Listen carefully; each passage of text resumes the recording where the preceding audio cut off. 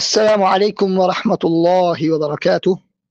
الحمد لله والصلاة والسلام على رسول الله ما بعد. அன்புக்குரிய இஸ்லாமிய சகோதரர்களே சகோதரிகளே, நாளாந்த அல் குர்ஆன் சிந்தனையின் தொடரிலே இன்று அல் குர்ஆனின் 39வது அத்தியாயமான அஸ்ஸுமர் அத்தியாயத்தின் 53வது வசனத்தினுடைய சிந்தனையை நாங்கள் பார்ப்போம்.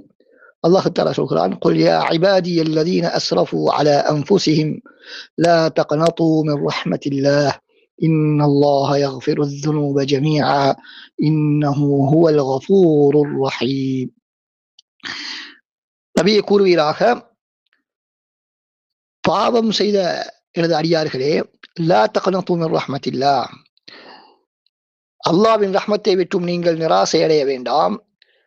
இன்னல்லாஹ யக்ஃபிரு الذுனூப ஜமீஆ, நிச்சயமாக அல்லாஹ் அனைத்து பாவங்களையும் மன்னிக்கின்றான். இன்னஹு ஹுவல் கஃபூருர் ரஹீம், நிச்சயமாக அவன் மிக்க மன்னிப்பவனாகவும் இரக்கமுடையவனாகவும் இருக்கின்றான்.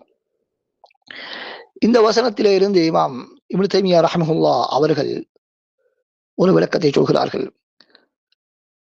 யாராக இருந்தாலும் அவர் அல்லாஹ்வுடைய ரஹ்மத்தை விட்டும் கருணையை விட்டும் நிராசை அடையக்கூடாது. அவன் எவ்வளவுதான் பாவங்கள் செய்திருந்தாலும் சரி.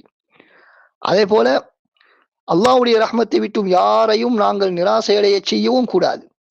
நாமும் நிராசையடையக்கூடாது, மற்றவர்களையும் நிராசையடைய செய்யக்கூடாது என்பதாக சொல்கிறார்கள். எனவே நாங்கள் எவ்வளவுதான் பாவங்கள் செய்திருந்தாலும் அல்லாஹ் தஆலா நம்மை மன்னிக்க மாட்டானோ என்று நாங்கள் எண்ணக்கூடாது. மாற்றமாக எவ்வளவுதான் பாவங்கள் செய்தாலும் நாங்கள் மனம் திருந்தி அல்லாஹ்விடத்திலே பாவ மன்னிப்பு கேட்கக்கூடிய நேரத்தில் அவன் மன்னிப்பதற்கு தயாராக இருக்கிறான். உங்களுக்கு தெரியும், 99 கொலைகள் செய்தவர்கள் கூட அல்லாஹ் தஆலா 99 கொலைகள் மாத்திரமல்ல, 100 கொலைகள் செய்தவரை கூட அல்லாஹ் தஆலா மன்னித்த வரலாறு எங்களுக்கு தெரியும்.